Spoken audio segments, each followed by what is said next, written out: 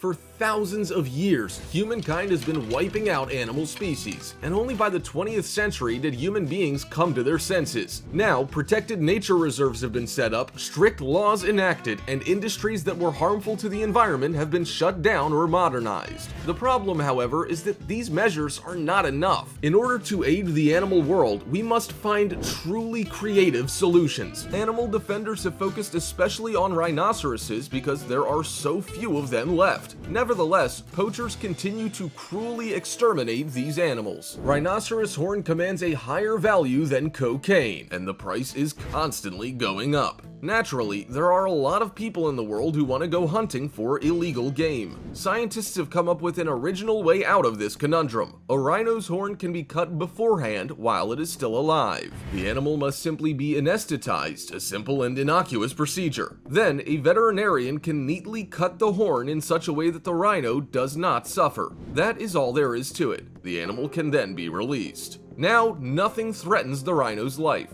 for poachers no longer have any reason to kill it. Indeed, the animal's horn fulfills no function other than an aesthetic one, like a lion's mane. Rhinos do not use their horns to defend themselves. If some foolhardy predator decided to attack this 4-ton beast, the rhino would just trample right over it. When vying for a female, these creatures sometimes bite, but usually they simply shove each other like sumo wrestlers. Unlike wild boars, rhinos do not tear roots up from the earth. The animal lives no worse a life without its horn. Rather, it is probably safer. The same technique is used to protect elephants, and nature reserve staff cut their tusks off. After this is done, the animals no longer have any commercial value. However, cutting a rhino's horn is not the most original solution that has been found. There are more unusual methods. The Pembient Company has proposed creating rhino horns with a 3D printer. Why? The market would then be flooded with fakes and the price would collapse. If poachers are no longer paid tens of thousands of dollars, they will no longer hunt these creatures. Problem solved.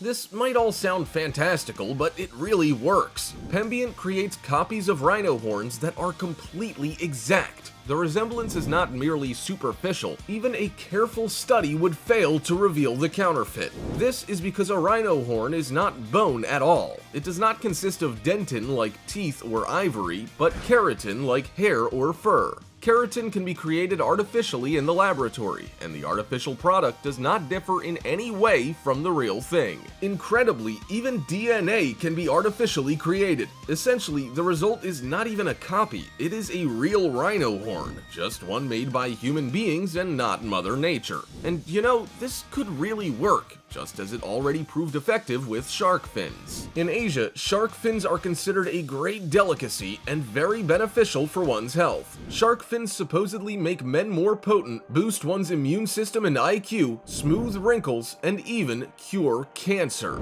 This is all nonsense, of course, but people believe it and are prepared to pay money for it. Or rather, they were prepared. Now, artificial shark fins have appeared on the market, and so the price that this product commands has dropped sharply. Buyers no longer trust sellers, and no one wants to pay exorbitant prices for a counterfeit. The result is that the market cools down. Sharks are still killed, but much less frequently than before. It would be a great thing if the same thing happens with rhinos. Attempts to have an economic impact on the market are nothing new in the world of animal protection. The authorities in some African countries are trying to solve the problem from the other side. They burn the ivory that they have confiscated from criminals. This is an original way of drawing society's attention to poachers' crimes. The value of ivory involved in these actions is impressive. In Kenya, for example, over 100 tons of ivory have been burned, and just 1 kilogram of this material commands a price of $5,000 to $6,000. That means that the Kenyans piled up and burned $500 million. Such burning of ivory is not a one-time thing, rather, this happens repeatedly. Nevertheless, in order to protect the animals, armed men in uniform are still employed. In Africa, special forces have battled against poachers. Both sides of this conflict are armed, and so it's real fighting that is raging in the savannah. It's not merely a matter of arresting some delinquents in the street, but rather something far more serious. Fortunately, some problems can be solved in a peaceful manner. An innovative way of protecting herbivores from predators has been proposed by an Australian zoologist. He found that lions, leopards, leopards, and many other feline species attack only the backs of their prey. If the victim turns around and looks directly at the predator, the latter will call off its attack and retreat completely. This makes sense. A zebra, wildebeest, or Grant's gazelle can run at speeds of 70 to 90 kilometers per hour, and they start off at a powerful dash. These are the professional runners of the animal world. While lions are also very fast, capable of reaching a maximum speed of 80 kilometers per hour, they set off at a slower rate, are less agile, and quickly tire. This means that a lion can easily miss its victim if it does not have the advantage of surprise. In addition, the fleeing prey will spook the entire herd, and so a pride of lions will have to search for new hunting grounds. Why take the risk? Better for a lion to just quietly slip away and try its luck with a less vigilant victim. Zoologists have made use of this observation. They drew eyes on a cow, where do you think? On its rump.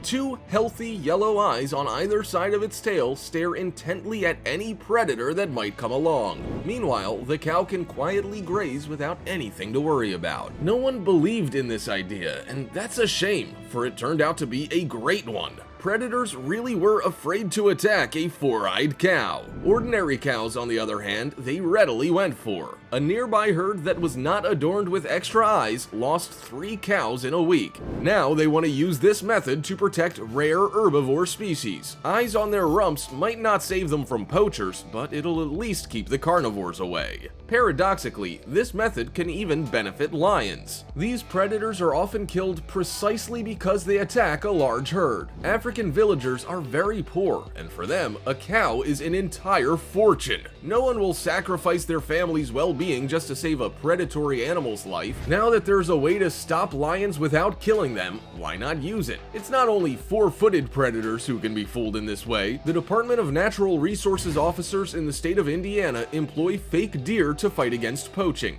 These are models that, on the outside, are indistinguishable from real animals. They are made from a dense foam material and covered with natural deer hides. These artificial animals can even move. An electric mechanism is hidden in their necks that allow them to turn their heads, and they can also move their tails. These movements are controlled by a DNR officer hiding nearby. The officer holds what looks like a video game controller, and in the officer's pocket is a set of tickets for illegal hunting. Why are such tricks necessary? In order to fight poaching, most states have laws that prohibit hunting deer from a vehicle. First of all, that's unfair to all the decent hunters out there who trudge cold and tired through the forest and who have to haul all their kills to their car that's parked who knows how far away. Secondly, hunting from a vehicle lets people kill a large number of animals at a single time. It's very easy to hunt deer if you can just drive along the road and shoot every animal you see, but now poachers have a problem. That deer in the bushes might be a decoy, and if you shoot it, then it's not deer meat you're bagging, but a big fine. And your weapon will be confiscated too, right there by your car. Some do not approve of this method, calling it unfair. DNR officers should not entrap people in a crime. But where is the entrapment here exactly? Placing decoys in places convenient for poachers? Then you would have to call a man carrying his wallet in his back pocket a form of entrapment. After all, he's attracting thieves, and that is unfair. I'm sure you agree how absurd this is. Incidentally, this method has already shown results. Poaching has declined on Indiana roads. The poor hunters are afraid to shoot into the wild lest a DNR officer be hiding there. Thus, deer are saved by a means of a simple mechanical decoy. Sometimes, however, in order to save herbivores, you need wolves. This is true, paradoxical though it may seem. In Yellowstone National Park, there were once no wolves at all. Deer, on the other hand, were present in huge numbers. They had bred so rampantly that they destroyed almost all vegetation, and now they were threatened by starvation. Environmentalists felt that shooting the deer would only be a temporary solution, and instead, this problem needed to be solved once and for all. They introduced several dozen wolves into the park, and the results have been incredible. The wolves got down to hunting for prey, and for this, they chose the most convenient places: gorges and hollows. The deer began to avoid such dangerous areas, and so the undergrowth quickly began to grow back. Birds settled on the tops of the young trees, and the lush greenery also attracted beavers. The beavers naturally built dams, and aquatic birds and otters settled in these dams. The wolves replaced the coyotes living in the park, which had destroyed nearly all rodents and rabbits. The population of small rodents began to bounce back at once. These rodents serve as food for foxes, birds of prey, badgers, and weasels.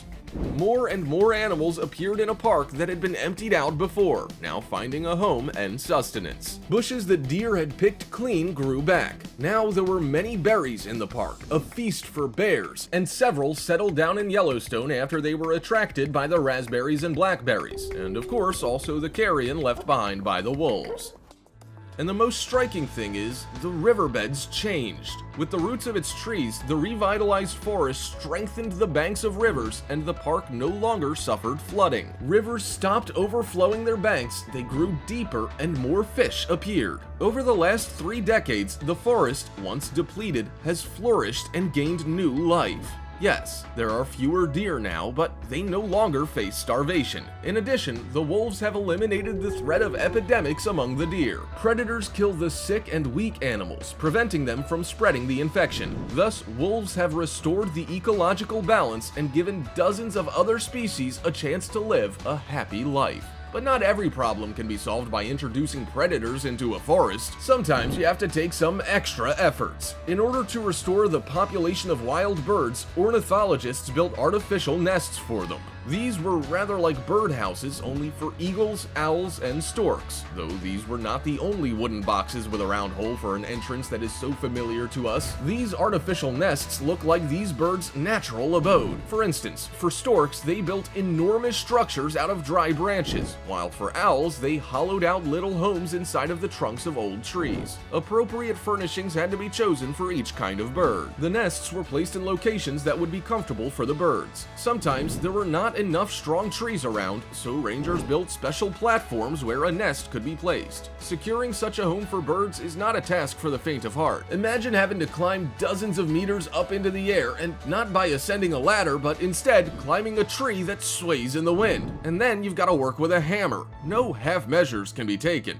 On no account can the nest ever fall, because there will be chicks in it. These ornithologists are impressive people. Thanks to these activists' efforts, hundreds of chicks will hatch and turn into magnificent adults. For turtles, on the other hand, the situation is more complicated. They don't build nests, but instead deposit their eggs directly into the sand. These eggs are a lavish feast for predators, large and small. Only 5 baby turtles may survive out of hundreds and make it to the sea. Now, however, their chances are even lower, and humankind is to blame. The eggs laid by these reptiles are considered a delicacy, and poachers ransack the beach and destroy every clutch of eggs along their path. Nature conservationists try to protect the coast, but it's impossible to keep a constant watch over tens of miles of seashore. Therefore, they have to come up with another way of fighting against poachers, one that is modern and high-tech.